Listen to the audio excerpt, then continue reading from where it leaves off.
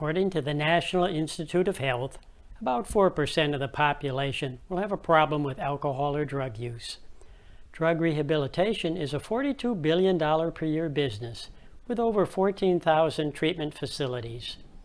Most of these treatment centers use evidence-based methods. Unfortunately, they're not talking about follow-up evidence that they collect on former clients. They're talking about the evidence from scientific studies.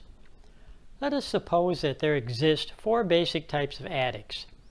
Type 1 is comprised of people who take drugs because they are miserable. These include persons with anxiety, depression, and post-traumatic stress syndrome. Type 2 persons take drugs because their peers take drugs. Many of these people are antisocial with criminal records and poor academic achievement. Some of these individuals are dealers as well as users.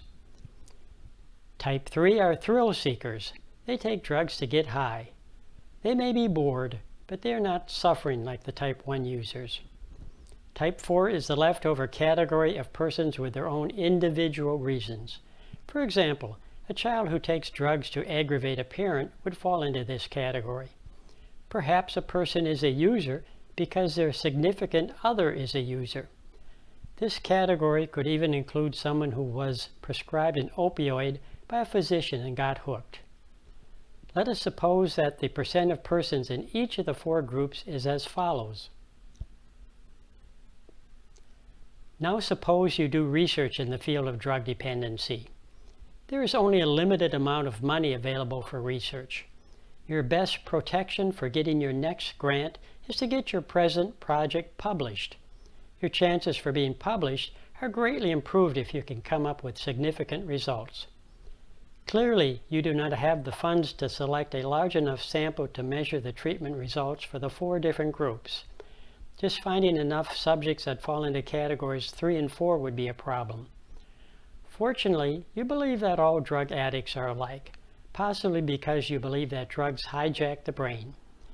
The good news is that you only have to demonstrate that your treatment works better than chance. If you are lucky, you can get published without giving the percent of subjects still clean 1 year after treatment, the gold standard for measuring addiction treatment. This is good news for addiction researchers who do not want to wait a full year before submitting their results. Addiction treatment centers claim to treat the individual.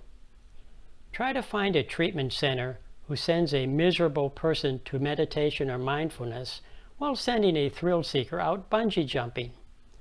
Or an addiction treatment center who will send an antisocial person to a group run by a former addict while telling a person with a unique situation to stick with individual counseling. Addicts may look alike when they hit bottom. However, individual differences will emerge as they get better. Counselors might have identical training, but their individual personalities will also emerge over the course of time. Research is necessary and critical, but it is only the start. Research needs to be followed by program evaluation and data mining. Thanks for listening.